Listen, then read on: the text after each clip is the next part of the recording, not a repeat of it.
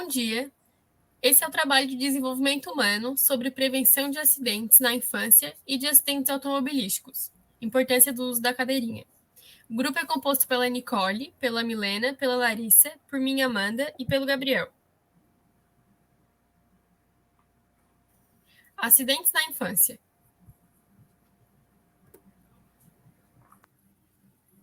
Os acidentes na infância representam um grave problema para o sistema de saúde em todo o mundo.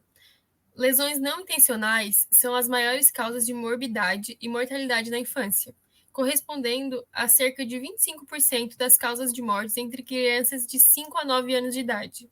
Dados da OMS demonstram que os acidentes na infância são responsáveis por aproximadamente 830 mil mortes por ano. No Brasil, os acidentes de trânsito e os afogamentos são as principais causas de mortalidade, seguidos por sufocamentos, queimaduras, quedas e intoxicações. Dados do Ministério de Saúde revelam que, por ano, 4,7 mil crianças morrem e 125 mil são hospitalizadas vítimas de acidentes. O traumatismo chega a ser responsável por 19,5% da mortalidade de crianças até a adolescência, e na faixa dos 5 aos 19 anos de idade, representa a principal causa de morte.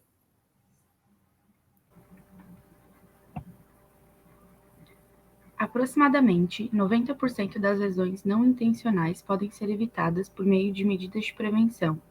Vários estudos comprovam a redução nos índices de acidentes após a implantação de estratégias de prevenção educacionais, legislativas e ambientais. Essas atividades de prevenção podem ser otimizadas se elaboradas com base em aspectos da realidade local, considerando os principais fatores de risco e as situações cotidianas relacionadas à ocorrência de acidentes.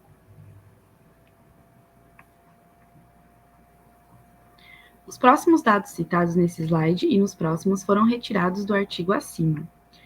Do total de atendimentos com registros adequados no prontuário, 936 estavam relacionados a acidentes, na qual 588 pacientes do sexo masculino e 348 eram pacientes do sexo feminino. Quanto à idade, 490 acidentes ocorreram com crianças de 0 a 5 anos, 245 com crianças de 6 a 10 anos e 201 com crianças com mais de 10 anos de idade. Quedas e traumas locais foram os tipos de acidentes mais comuns em todas as faixas etárias analisadas. A maior parte dos acidentes ocorreu à tarde, sendo eles 46,1% deles. Em casa, foram 60,7% e 26,6% dos pacientes apresentavam antecedentes de acidentes prévios.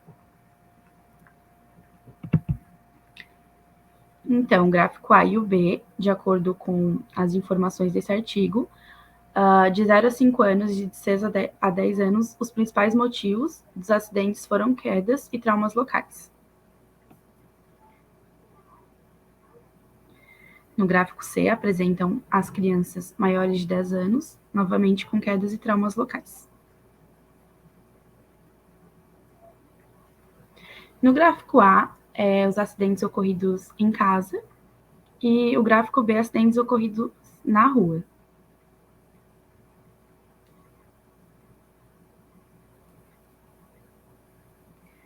O gráfico C são os acidentes ocorridos na escola, e o gráfico D, acidentes ocorridos num clube, parques ou quadras esportivas, que nesse caso mudou.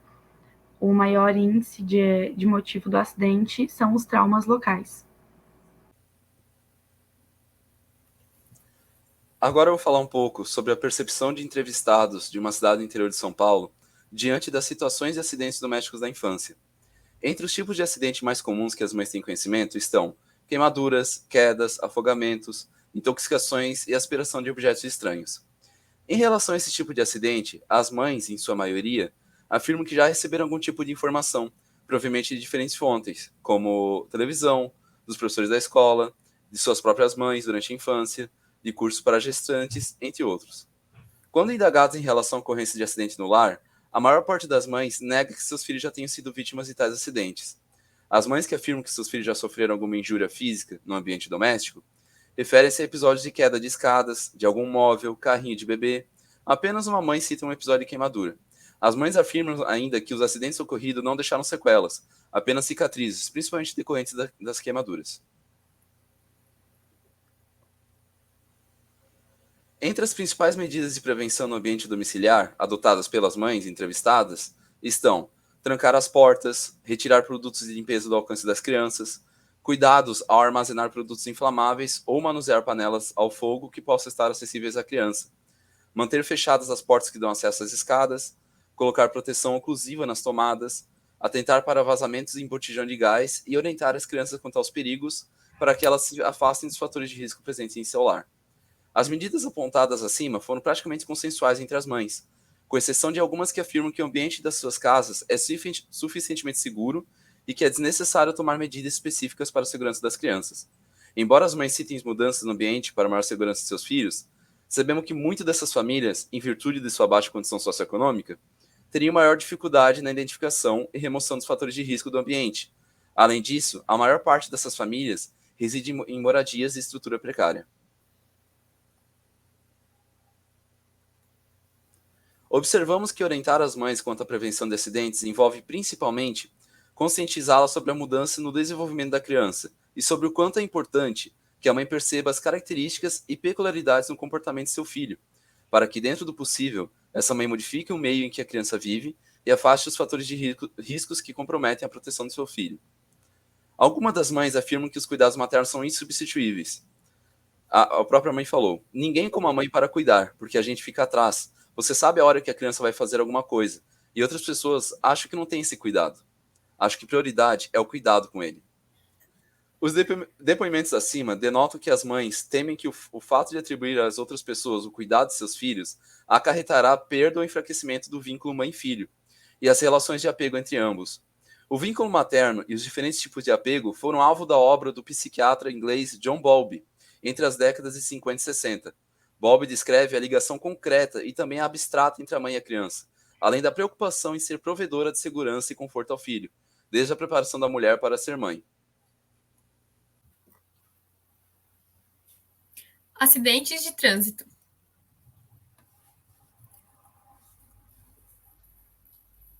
Esta tabela é do ano de 2016 e ela mostra números de mortes de crianças e adolescentes em acidentes de trânsito. Como ocupante de veículo, faleceram um total de 459 crianças. A maioria delas era de 10 a 14 anos. Como pedestre, faleceram 386 crianças. A maioria delas era de 1 a 4 anos. Como ciclista, 64 crianças. E a incidência maior era dos 10 a 14 anos. Em acidentes com motocicleta, foram 137 mortes. E a maioria delas também era de 10 a 14 anos. E com outros fatores, foram 236 crianças e a incidência também era de 10 a 14 anos.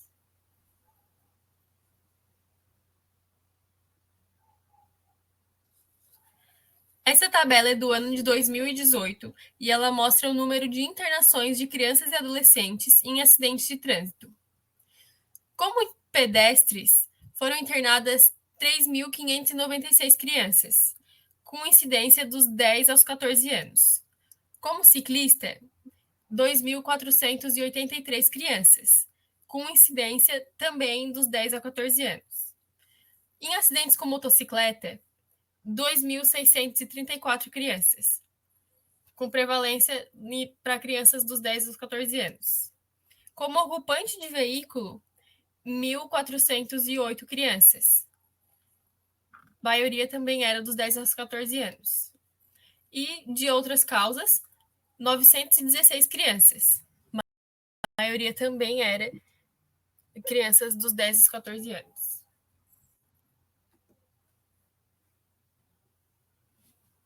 Fatores de risco para acidente de trânsito. Velocidade. O excesso de velocidade é uma das principais causas de acidente de trânsito. Quanto maior é a velocidade de um veículo, mais tempo ele precisa para parar totalmente após o motorista acionar o freio. Além disso, quanto maior a velocidade, maior é o impacto em caso de colisão.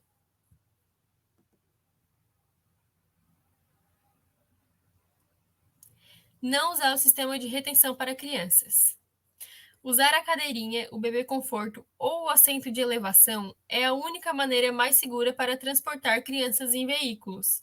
De acordo com a legislação brasileira, é obrigatório o uso do equipamento de retenção para crianças de até 7 anos e meio.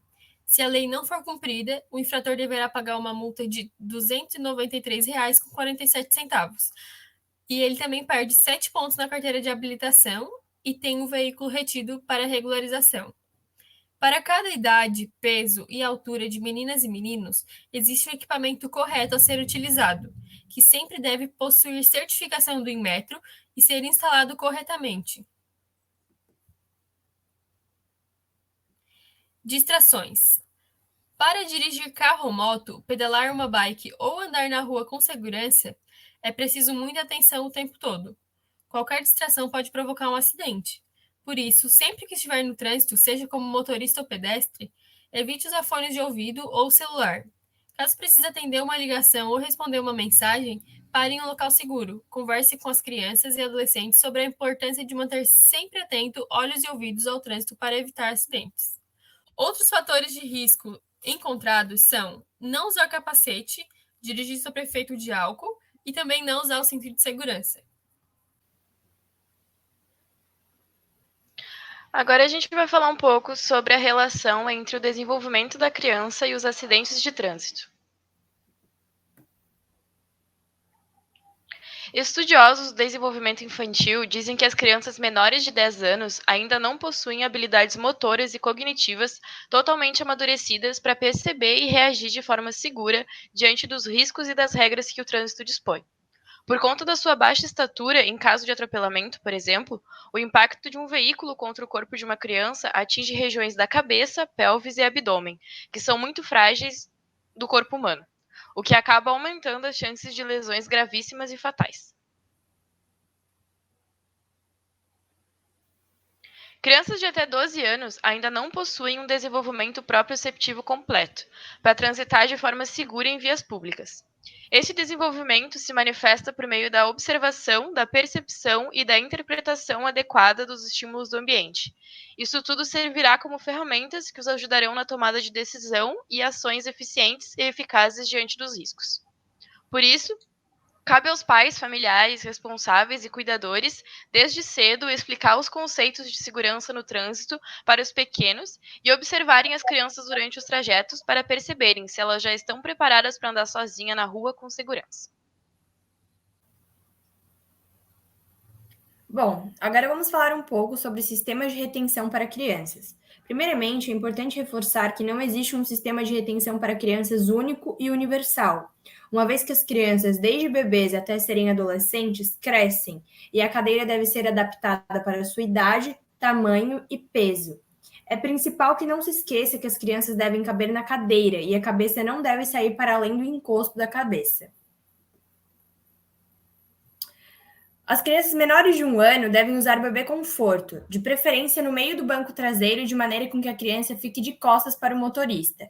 O bebê conforto é fixado ao banco pelo cinto de segurança do automóvel ou pelo sistema Isofix, e o bebê utiliza dos cintos do próprio bebê conforto. De 1 a 4 anos, as crianças usam a cadeirinha, de preferência no meio do banco traseiro, de frente para o painel. A cadeirinha é fixada ao banco pelo cinto de segurança do automóvel ou pelo sistema Isofix, e a criança utiliza os próprios cintos da cadeirinha. É importante reforçar a maneira correta de utilizar o bebê conforto, que a maneira correta é de se instalar o bebê conforto virado para o banco traseiro do veículo no sentido contrário ao movimento, com o próprio cinto de segurança do equipamento específico para o tamanho do bebê. A cabeça do bebê de até 1 ano tem um peso desproporcional para o restante do corpo.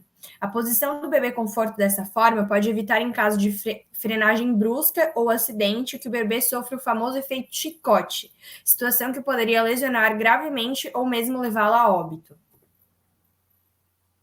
Dos 4 aos 7 anos e meio, a criança usa o assento de elevação, o booster.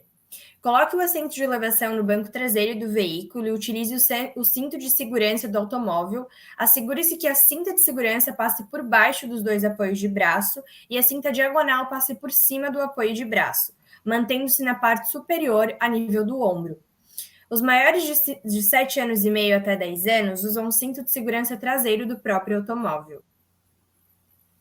É importante também dizer que o cinto de segurança comum e o assento de elevação são a partir dos 7 anos e meio, e a criança já pode, pela legislação atual, transitar apenas de cinto. Entretanto, até os 10 anos, sempre no banco traseiro. Se a criança sentada na postura adequada ainda não consegue apoiar os pés no chão, deve continuar utilizando o assento de elevação.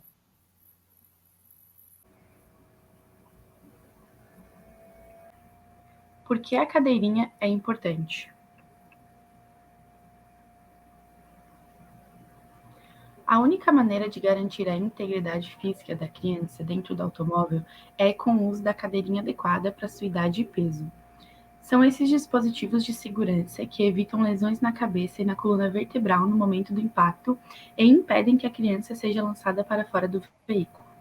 As crianças são um dos grupos mais vulneráveis a acidentes no trânsito. Seus corpos são mais frágeis e ainda estão em desenvolvimento. Por isso, é fundamental utilizar o dispositivo de retenção veicular, pois é a única forma de transportá-las de forma segura. O uso correto dos equipamentos aumenta em até 71% a chance de sobrevivência a um acidente de carro.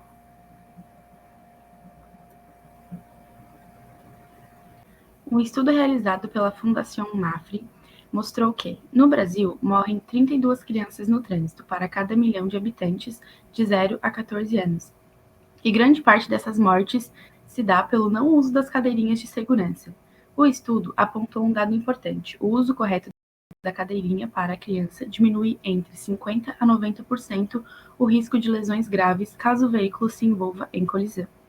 Outro avanço é no transporte em motocicletas. Agora, somente crianças a partir dos 10 anos de idade poderão ser conduzidas em motos. Descumprir essa determinação é uma infração gravíssima com multa. Esse foi nosso trabalho. Muito obrigada pela atenção e tenham um bom dia.